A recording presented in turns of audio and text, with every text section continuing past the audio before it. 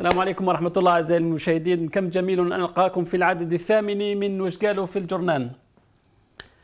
الجزائر نيوز: جرحى شغب بالخناجر وغش جماعي بمراكز الامتحان، حرمة البكالوريا تسقط في زمن بابا أحمد. لم يمر اليوم الثالث من امتحان بكالوريا 2013 بردا وسلاما على الممتحنين. الأولياء وطبعا وزارة التربية. جزائر نيوز دائما. صورة ثالثة: جرحى شغب بالخناجر وغش جماعي بمركز امتحان البكالوريا بسطوالي. أسئلة الفلسفة تتسبب في نسف تطمينات بابا أحمد. أعزائي المشاهدين، الوزير الجديد للتربية وعدنا باللي الامتحانات هذه سوف تكون نزيهة، وكان حاب أول بكالوريا يقودها كوزير للتربية تكون ناجحة جدا، لكنها كباقي السنوات كانت رديئة جدا، خاصة من ناحية الترتيب والتنظيم. وحنايا الكاميرا تاع المغاربية زارت أحد مراكز الامتحانات بالجزائر ووفتنا بالتقرير التالي.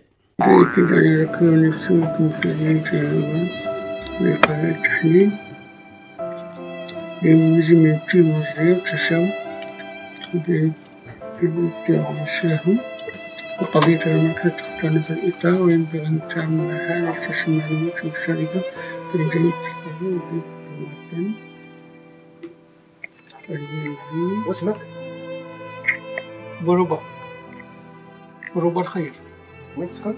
برقي. باش يخدم باباك؟ نختار كشكين بطال. شوف، تدخل أغوش ولا دروات، طلع عينك لفوق ولا تهبط على تحت، أعطيك زيرو وطير. فهمت؟ كمل. النظام في الخير كما نفضل في علمنا.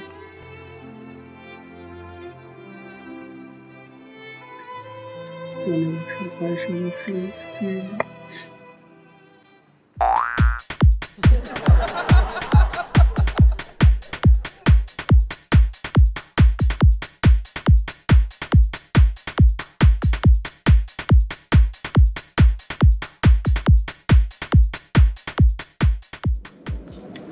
ما أعرفهاش. لا أعرف.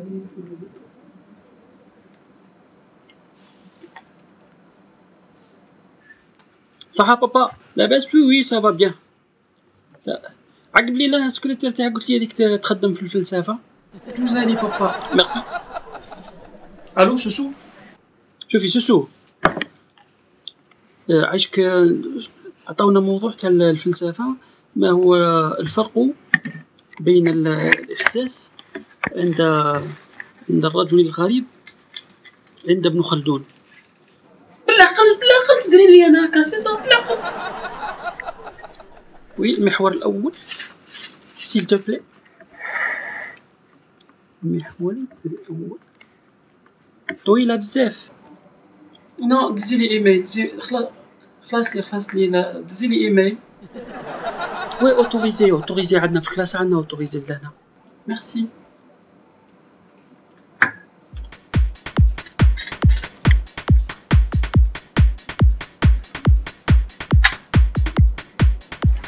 اسمك؟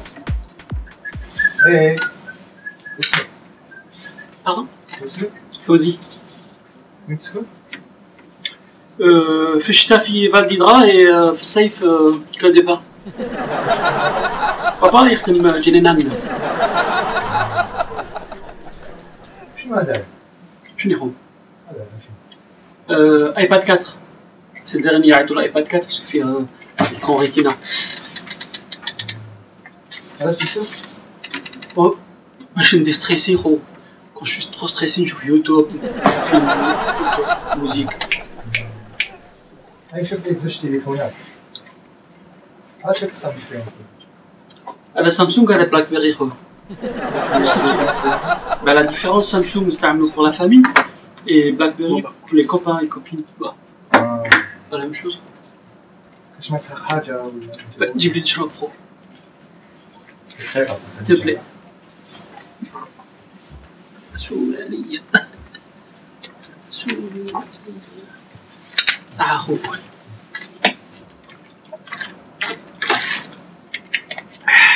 سي بون ميرسي. سي بون ميرسي. كاش ما تحقيت ولا طلع غير يدك فاك. صح. جاي لك غادي نجي. هيك الكورنر. صح اخو.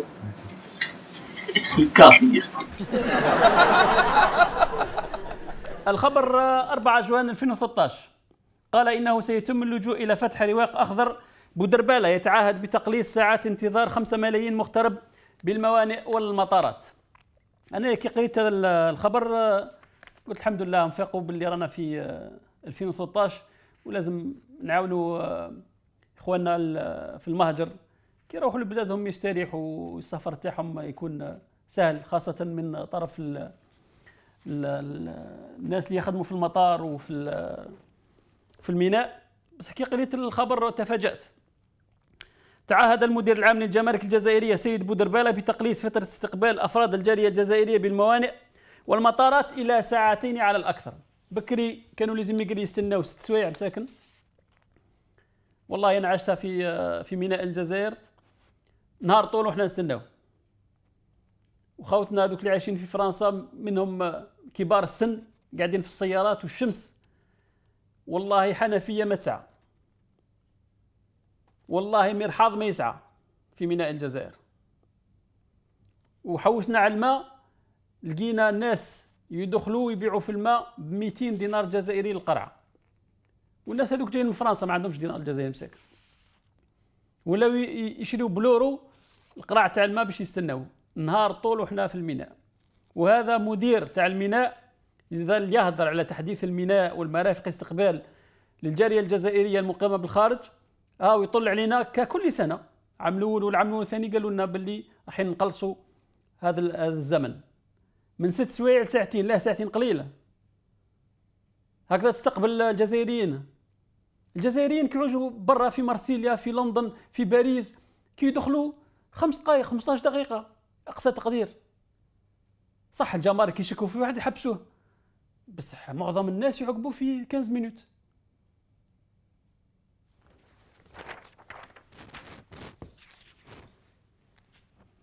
الخبر 2 جوان 2013 تعليمة غريبة. أصدرت عمادة كلية العلوم الإنسانية والاجتماعية بقطب جامعة العفرون 2 التابع لجامعة السعد الدحلب في البليدة تعليمة رسمية غريبة ومثيرة تنهي فيها إلى علم كافة رؤساء الأقسام والمصالح ونواب العميد. اسمعوها سي تريز امبورطون. هذا العميد تاع الجامعة أعطى تعليمة رسمية لي بروفيسور. لورسكو لو ريكتور دون يونيفرسيتي يعطيك اون انفورماسيون سا فو دير كو سي دو لا بلو غروند امبورطونس. تعليمة مهمة جدا أعطاها للناس اللي قريوا في الجامعة. شوفوا واش قال لهم. تنهي فيها إلى علم كافة رؤساء الأقسام والمصالح ونواب العميد أن مفاتيح دورات المياه المتواجدة بحوزتهم لا تخصهم فقط، بل يجب وضعها تحت تصرف كافة أساتذة الكلية وموظفيها بعد أن كانت موصدة في وجههم. الناس طلعوا للمريخ وأستاذ جامعاتنا لا يجد مكانا فيه يستريح. سي غرافيسيم يا خو، سي غرافيسيم. في لي زونيفرسيتي الريكتور يكتب تعليمه رسميه لي بروفيسور يقول لهم لي بروفيسور اللي عندهم المفاتح تاع لي طواليت اكرمكم الله لازم يقسمهم مع اصحابه والتلاميذ ما يروحوش ولا يخرجوا برا ويروحوا المرحاض في القهاوي. هذه الجامعة اللي خلفها بن بوزيد وإخوانه. بشار الحمد لله يا صاحبي كي درتونا على بشار. بشار هذا المجرم هذا اللي دار تير في ولاده وفي شعبه وفي شعب سوريا. الطيارات راهي تقنبل في المساجد وفي المدارس وفي الجامعات، والعرب راهم ساكتين والجامعة العربية راهي ساكتة والأمم المتحدة ساكتة والناس راهم يموتوا. يا سي محمد ركز مليح مع العنوان. بشار المدينة، بشار جنوب الجزائر، ما تزيدش تورطنا يا خويا. المقال ماشي على سوريا والجزائر لا تتدخل في الشؤون الداخلية للدول الشقيقة يا خويا. مش سوريا. بشار تستعد لاحتضان مهرجان الموسيقى ورقص الديوان. هذا اسمح لي. الخبر 3 جوان اليوم العالمي لتعذيب الطفل. تحولت ساعات اليوم العالمي للطفولة بولاية غليزان إلى نقيض ذلك، حيث أسفر طول انتظار بدء التظاهرة المخصصة لهم عن رعاف الأطفال وصراخهم وبكائهم. هذو المسؤولين تاع غليزان هذو نورمالمون يديهم الحبس.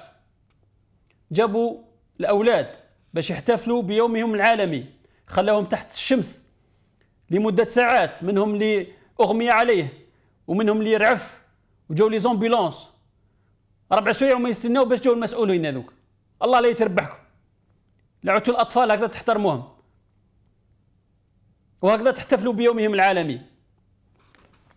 أين الطفولة في الجزائر؟ ها نشوفوا في الشروق أطفال يستغلون كعبيد في أعمال شاقة بورقلة. تزامن مع انطلاق موسم جني الدلاع بمنطقة الطيبات في ورقلة ببلدياتها الثلاث، والتي صارت تستقطب مئات تجار الجملة من مختلف ولايات الوطن، وكذا مناطق تراب الدائرة والولايات المجاورة. برزت مؤخرا ظاهرة غريبة وداخلة على المنطقة، ألا وهي عمالة الأطفال. ولاو لي زونفون تاعنا ولاو دي زيسكلاف. في الشروق 3 جوان أحلام أطفال عين صالح في مهب الريح، ساحات لعب نهبت وفضاءات تسلية تحولت إلى محلات ومقاهي. هذو لي زيسباس فير اللي نورمالمون يديهم أولادنا باش يلعبوا فيهم ويستريحوا فيهم، داوهم وداروا فيهم القهاوي وداروا فيهم متاجر. في الشروق تاع أول جوان البرامج التربوية، الصورة الأخرى، البرامج التربوية حولت أطفال الجزائر إلى فئران تجارب. في الوقت اللي on va prendre l'exemple تاع تركيا، أردوغان جا زارنا، أعطى لكل تلميذ عنده برنامج لكل تلميذ آيباد، وحنايا لكل تلميذ آي ظهري. المحفظة فيها 15 كيلو 20 كيلو. هذه المدرسة اللي خلاها لنا بن بوزيد، وهذه المدرسة اللي راهو يتم يبني فيها باب أحمد.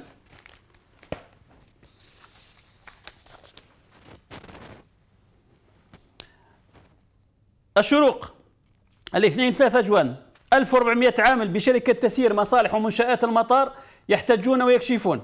16,000 أورو شهريا للفرنسيين و16,000 دينار للجزائريين. فوضى واضطراب الرحلات بسبب الحركة الاحتجاجية بمطار هواري بومدين. أخي تحوسوا على ليكونومي دو مارشي، علاه لي زيترونجي تسلكوا فيهم بلي كريتير تاع ليكونومي دو مارشي، والعامل الجزائري تعطي له في الفتات. سي نورمال يدير اضراب، سي نورمال. كيفاش هذا يدي 16,000 أورو يخدم في الملاحة في نفس المكان، وجزائري تعطيه 16,000 دينار جزائري، ومن بعد يقول لك بلي احتجاجات وغير مبنية والجزائري ما يخدمش. حفزوا باش يخدم،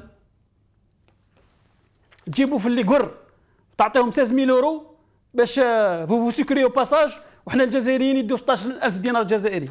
الله لا خدموا بهذا السومه. الفجر 5 جوان حد حزام أردوغان وحادثة المغرب.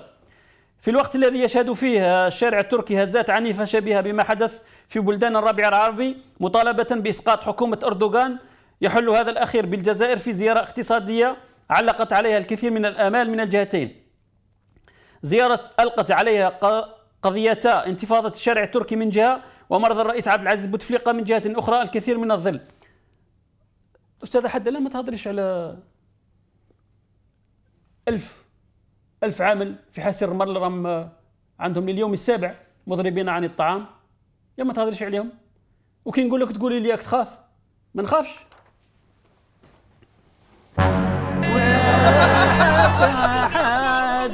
وما تقوليش خويا وما تقوليش ما تقوليش خافا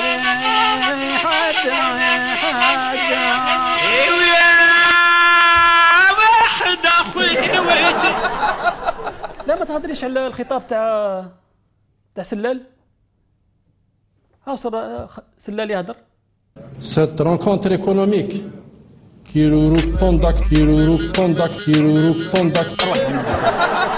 سلال اروح. كيفاش تخطب علينا بالروميه؟ كيف هو تركي لا تدري ما يعرفش يهضر الانجليزيه، هو يعرف يهضر الانجليزيه. خطب بالتركيه، خطبتها بالعربيه يا صاحبي. اخي ما تكسرها، كسرتها في الدوحه في مؤتمر الدوحه، زيد كسرها في العاصمه. كيف تهضر بالقوريه صاحبي؟ الا ذل فينا، ذللتونا، ربي يذلكم ان شاء الله.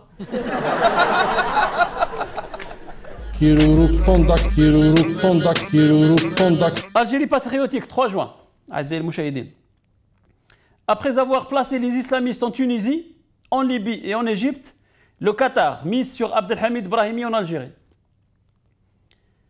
Algérie patriotique أنا كنت حاطكم سيريو شوية. تسمى لهنا برهنتوا باللي راكم تدزوا برك. عبد الحميد إبراهيمي تعرفوه؟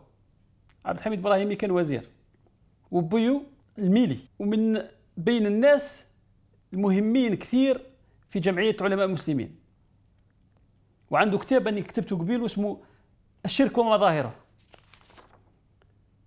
هذا السيد هذا مسكين الجزائريين كل على بالهم به واش قدم في الجزائر، وعلى بالهم به باللي كبير ومريض وشات يموت في الجزائر، وعنده الحق في ذلك لأنه جزائري. واش نتوما تدخلوا القطر في بلاصته ويحوس على رئيس؟ فوتاز سيغ فوتاز. النهار 1 جوان 2013 النائب البرلماني السابق محمد حديبي للنهار قال لهم باللي يحيى أرسل وثيقة سرية إلى البرلمان يشرح أسباب عدم تمرير قانون تجريم الاستعمار. ويحيى دز لهم وثيقة سرية للبرلمانيين قال لهم ما تفوتيوش على تجريم الاستعمار. ويحيى ثانية هضرنا بالقورية كما صاحبه، وقال أمور ما يقدرش يقولها واحد رئيس تاع حكومة، مثلا هذه. Qui fait que le travailleur souffre. Il ne souffre pas parce que sa fiche de paye n'a pas assez de zéro. Il souffre parce qu'il y a beaucoup d'argent mal acquis qui se dépense comme dans une espèce, excusez-moi l'expression, d'un cabaret national. Algérie cabaret يكرمكم الله. هذه هضرة تاع واحد رئيس حكومة. وزيدوا شوفوا واش قالوا. نقدر نجرى أنا نعطيك جواب تحليلي.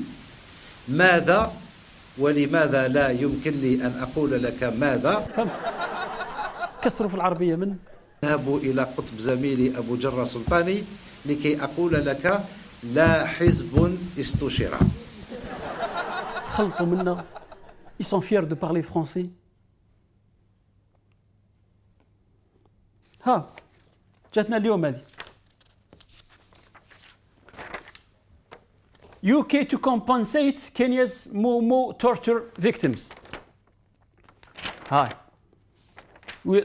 بريطانيا تعتذر وتعوض الكينيين أثناء ما يسمى بالطوارئ الكينية 1952 و 1990، وستدفع بريطانيا الملايين لسجناء التعذيب والاغتصاب أثناء الحكم الاستعماري البريطاني في كينيا. بريطانيا استعرفوا، وهذا ما دارش ضجة في بريطانيا. فرنسا قتلونا بآبائنا وأجدادنا، 45,000 جزائري في 845 في قالمة خراطة وسطيف، ومازلنا نتعاملوا معاهم افيك دي بانسات، ونستعملوا في اللغة تاعهم باش مش باش نهضروا معاهم، باش نتكلموا مع الشعب تاعنا. والممثل الأول للدبلوماسية الجزائرية اسمعوا واش يقول لهم. Et je voudrais pouvoir, en disant cela, dire à M. Plagnol que je sortirai forcément de l'Hexagone à cette occasion pour aller à Bruxelles et dire à nos amis de Bruxelles qu'il n'y a pas plus européen que l'Algérie et que si l'histoire avait été différente, nous serions déjà membres à part entière de l'Union européenne, puisqu'au moment du traité de Rome, nous étions encore français. Nous étions encore français. Nous étions encore français. Nous étions encore français. مدلسي لا عدت يا قوري انا مانيش قوري، لا عاد بوي قوري انا بوي موش قوري، لا عاد جدك قوري انا مانيش قوري. كيفاش تهضر باسمنا وتقول احنا قور؟ ماناش قور سي محمد. زامبيسيل هذو.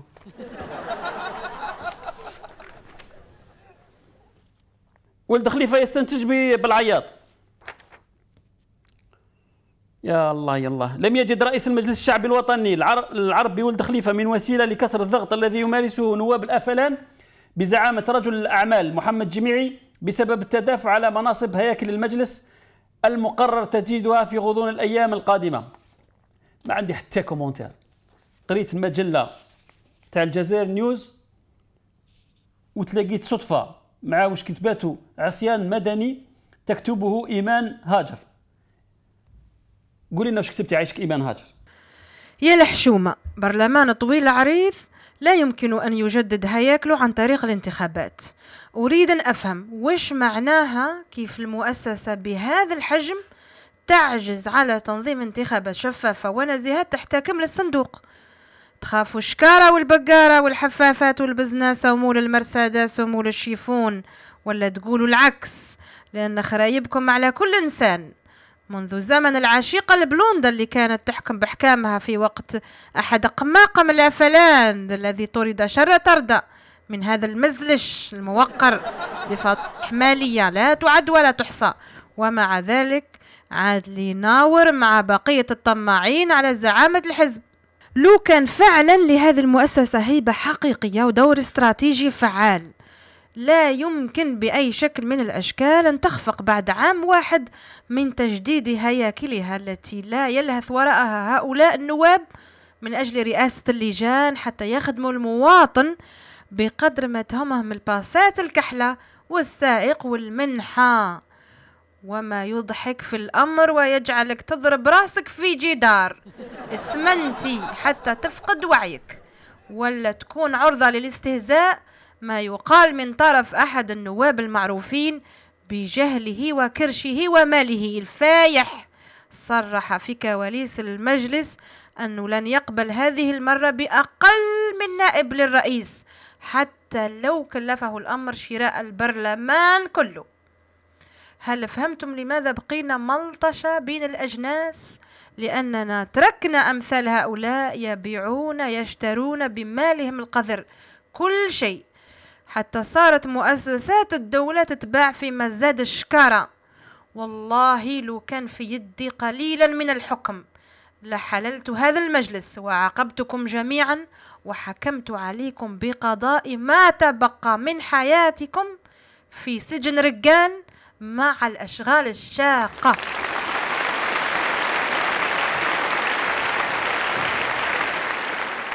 يا إيمان يا هاجر يعطيك الصحة. يا إيمان يا هاجر يعطيك الصحة وربي كثر من مثالك. السبت 1 جوان 2013 الاتحاد الطبي الجزائري بوتفليقة اجتاز فحوصه الطبية بنجاح. اسمعوا منيحة. سجل الاتحاد الطبي الجزائري ارتياحه لاجتياز الرئيس بوتفليقة لفحوصه الطبية الأخيرة بنجاح، وهو الآن في مرحلة نقاهة تحت إشراف الفريق الطبي. تسمى حتى في الجورنال يهفوا فينا. سجل الاتحاد الطبي الجزائري ارتياحه لاجتياز الرئيس بوتفليقة لفحوصه الطبية الأخيرة بنجاح، وهو الآن في مرحلة نقاهة تحت إشراف الفريق الطبي. ما يقولكش من فريق طبي. وأوضح الاتحاد الطبي الجزائري الذي يرأسه، كي نقول لكم شكون اللي يرأسه تفهموا القضية، الذي يرأسه الوزير السابق جمال ولد عباس، مطمئنون لعودته قريبا لمواصلة مهمته النبيلة التي أسنده إياها الشعب. وأثار البيان إن الشعب الجزائري الذي قضى أوقاتا قلقة بسبب تواجد الرئيس في طور العلاج بقي وفيا لتقاليده راجيا عودة أبي الأمة لشعبه. كسرتوا لي قلبي يا صاحبي. الاتحاد الطبي كسرتوا لي قلبي. أنا خلوهن بحق جاه النبي، اللهم خلي الزعيم واديله زي ما هو عايز. لا تكذبوا على الناس. كاين جروب دو ميدسان كي فولي فواياجي مع الرئيس تاعنا ما عندهمش الفيزا ما خلاهمش يدخلوا فرنسا. لا ما تقولوهاش. لا راكم تكذبوا على الناس. واش من فريق طبي عندنا؟ كون عندنا فريق طبي لا فخامته يروح لفرنسا. وقتها توليو تهضروا بصراحه للناس. ما واش عيب تقولوا حنايا ما نعرفوش كيما جبتوا الاطباء من كوبا. خلاص استعرفتوا باللي ما عندناش اطباء، ما عندناش جامعه وما عندناش مستشفيات. استعرفوا باللي ما عندكمش فريق طبي او يداوي مع الرئيس. هما اللي راهم يداويو فيه.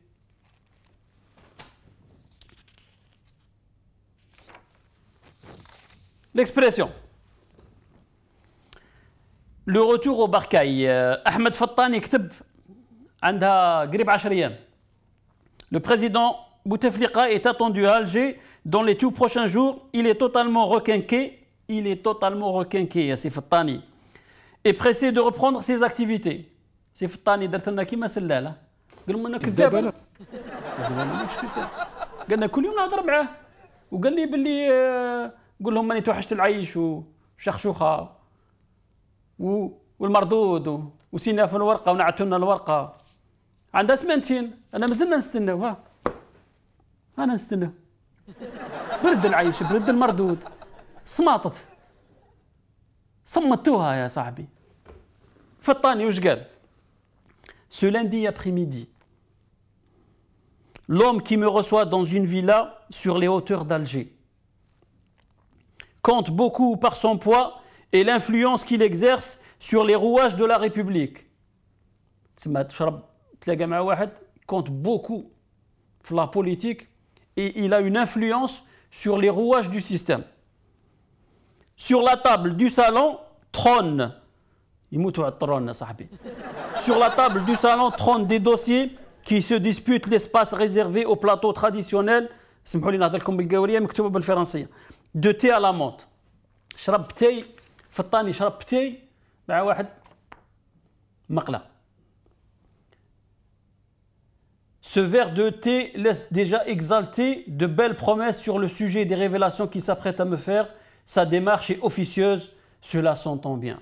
واش قال له؟ قال له الراي صوت très bien. Où il accueillera dès les premières semaines de juin, il accueillera dès les premières semaines de juin, رانا في 7 من جوان. Monsieur Rajab Tayyip Erdogan. فطاني هذا صاحبك اللي شرب معك التاي ودار لك سنيف اللي اوتور دالجي والله كان يخرط عليك.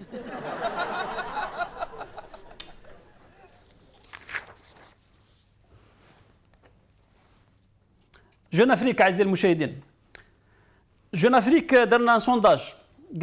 Après Bouteflika, qui allez-vous voter? La maladie du chef de l'État algérien hospitalisé pendant plusieurs semaines au Val-de-Grâce à Paris a fait ressurgir les questions sur sa succession. شكون اللي راح يخلف الرئيس بوتفليقة؟ وقالنا فوتيو. Que souhaiteriez-vous voir accéder à la présidence après Abdelaziz Bouteflika dont le mandat s'achève في افريل 2014؟ عطاونا عبد العزيز بالخادم، احمد بن بيتور، بن فليس، غول، مقري ويحيى سلال. هذا من سيحكم الجزائر 2014 فيها السعيد فيها الجماعة. أنا خيرت يا جماعة. أنا نفوتي على مخلوف البومباردي. وانتم دبروا راسكم. أنا مخلوف البومباردي يساعدني. الجماعة هذو اللي راهم حاطينهم في جون أفريك واللي راهم حاطينهم هنا ما يساعدنوش. خي على بالي انتم تشتيوا الجورنال وتظلوا تتبعوا فيا، خاصة الناس هذوك اللي راهم قتلوني يا صاحبي بلي ميساج في فيسبوك. كاين واحد كتب لي في فيسبوك السلام عليكم، قلت له وعليكم السلام، قال لي واش قالوا في الجورنال؟ قلت له نهار الجمعة ان شاء الله ماشي اليوم. واحد اخر سالو كتبها لي اسلتي، قلت له اسلتي صافا، قلت له الحمد لله سي بيان اخو، قلت له شكرا مي فو با بارلي د بن بيتور. قلت له خلاص بديت نهضر بن بيتور، شيخنا شيخنا شيخنا، ومن بعد على الاخر قال لي ايكوت، قلت له وي سي تو عبد الغني. قلت له ساعه حنا شيخ يا صاحبي تقول لي سي مو، قلت له وي سي مو عبد الغني. قال لي سي كوا لا بروف.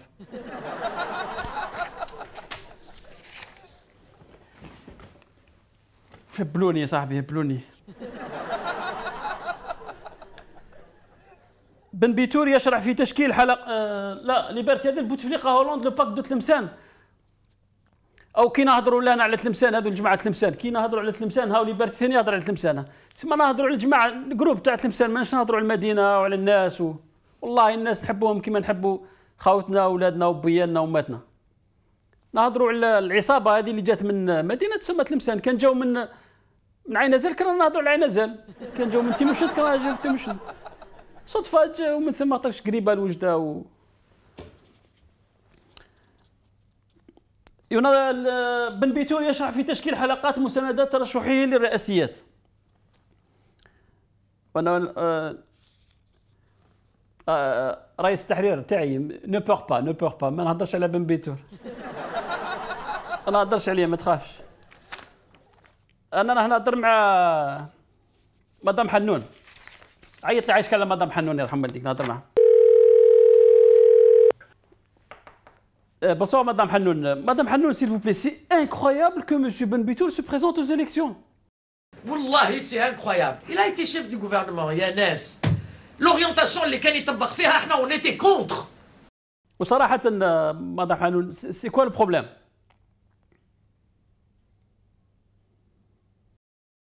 On était contre. كانت la politique نتاعو ولا نتاع بوتفليقة هذاك الوقت au début du premier mandat. C'était une politique économique désastreuse. بوتفليقة صحح par la suite.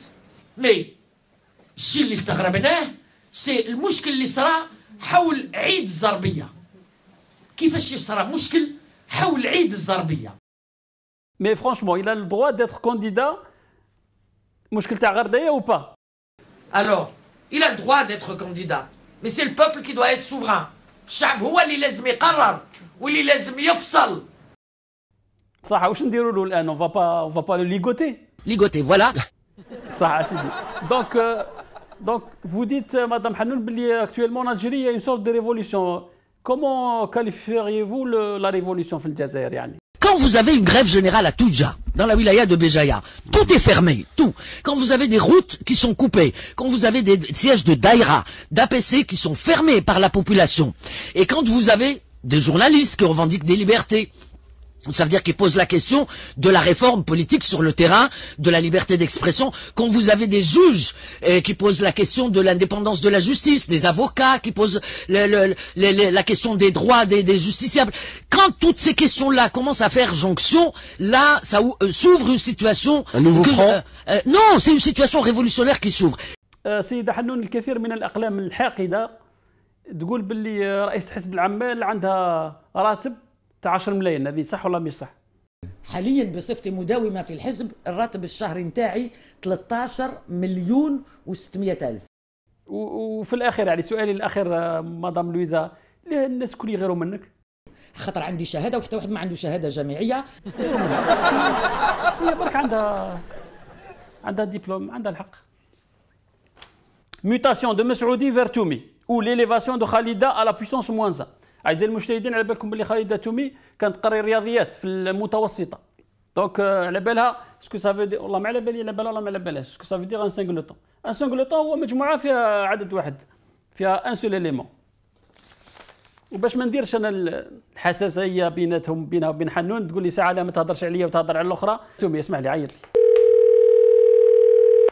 عاود سوني هي على بالك بس باش تلاقى بها يا صاحبي، قال لك هي في باريس، عايد دير لي النيميرو تاع باريس عايش. اهلا مدام خالده، واش راكي لاباس؟ S'il vous plaît madame Khalida, c'est vrai que vous avez dépensé plus de 900 milliards pour les festivités de l'année de l'Afrique en Algérie? D'abord je rectifie, c'est 80 millions d'euros. Ah mais 60 millions d'euros, 80 millions d'euros. Raison de plus, Madame Toumi, 80 millions d'euros, c'est le budget d'une wilaya. Donc ils ont raison de dénoncer ce gaspillage. Non, pas raison. Non, pas raison. Donc c'est pas 60, c'est 80. Au passage, est-ce que Binatna, yani, Madame Toumi, est-ce que Madame Toumi a mis de côté un chouïa flous pour les jours sombres, yani? Ah, bien sûr. Est-ce que Madame Toumi a posé le cas différemment? Est-ce que Madame Toumi est comblée? Vraiment comblée. Khlas. Est-ce que Madame Toumi, est-ce que vous êtes à Paris pour être proche du président? Oui, oui, oui. 1000 fois oui. Dernière question, Madame Toumi. Quel est, quel est votre sentiment qui تشوفي دولها بنها تبكي هذو les familles تاع les disparus, qu'est-ce que ça vous inspire? Alors, ces États doivent reconnaître qu'ils ont commis l'irréparable, qu'ils ont commis des choses horribles. صحيتي تومي، هذا كوراج، هذا الكوراج. نتلاقاو في باري مع بعض ان شاء الله. Inch'Allah, bien sûr. شكرا. et que la fête commence, et que la fête commence, et que la fête commence. ألا باردون معاليكي، ألا باردون معاليكي إذا الباردون يرضيكي. أنا بوات في بلدي ولكن بالأرابيك، في خنسيتي مكسغة ولونجي ليس تبليك، ومعروف لقافيتي ومجهول بناديك. أفتش في بواميتي على قول يواتيك، فأخلط معجنا لغة أقرب فهمها ليك، ولست أديرها بذخا، لا لست أديرها بذخا، ولكن لست مني فيك. فقد أحتاج في يوم لأستسقي معاليك، أخش عوالم الفن لا اسمي ليس سدريك، بطنبور من الصنبا وإيقاع من الروك. فما أرضاكم الجرنان وشعري قيل أنتيكي. تلطف بعضهم قالوا هو الشعر الكلاسيكي، كأن مباهج المعنى على حرف أوروبيكي، ورأس الفخر معقود ورا ذيل فرنسيكي. فرنسا لم تعد ديكا، لا فرنسا لم تعد ديكا، فكيف بتابع الديك، وأي فخر في ديك غدا تحت السراديك. إذا ما جئتكم صحتم عروبي وأفريكي، يحاول أن يعربنا ولذتم بالفرنسيكي. سي با بوسيبل أسمعها بوات بالأرابيك. نعم يا للة الفن ترللي ترليكي، بوات بالأرابيك وأهل الكل أرابيك. هديلي لحظة عزلة لتصغي فأحكيك. ألا يا بنت ما لغة على بعد تناديك، لساني حرفه ضاد وغاء في غنسى تكفيك. بلاد الجزائر الخضراء ويبدو ليس يعنيك، هوايا مشارق النجوى أظن هواك بلجيكي. إذا قلبت قافيتي كأن الجن مملوكي، فأكتب من دمي شعري وشعر البعض بالبيك. فأنزل همة المعنى من الأعلى لتأتيك. حيائي ليس يتركني، حيائي ليس يتركني أسبيك. أنا من أمة عجب سل الأيام تنبيك. فرنسا لم تعد فكري، فرنسا لم تعد فكري، وقلبي غير أمريكي. ولما شعبنا ثار نجست فرحا يشغيك، ظننت الأمر يعنيك، وصحتي جاءنا كرسي بدم الشعب مبروك. فقلنا في سرائرنا سنأتيهم ونأتيك. من أنساك يا شمطاء عويلك، أم كان دمعك تكتيك؟ وصحتي في وجه الشرطي هذا الصندوق خاطيك. نسيت مواقف مسعودي وأصبحت ثومي موزيكي موزيكي. وكلما أصبحت ثملة ففخامته يرنجيكي. لا دامت لك الفرنسية والسمنتيكي، يا رجية لي فيك يكفيك. أراحنا الله منك ومن مآسيك. تركنا رأس بهجتكم على الأبواب متروك، فكم تبقين على الكرسي ترللي ترليكي. خلاص، وش قالوا في الجورنال اعزائي المشاهدين؟ نتلاقوا نهار الجمعه في الليل ان شاء الله. بقوا على خير.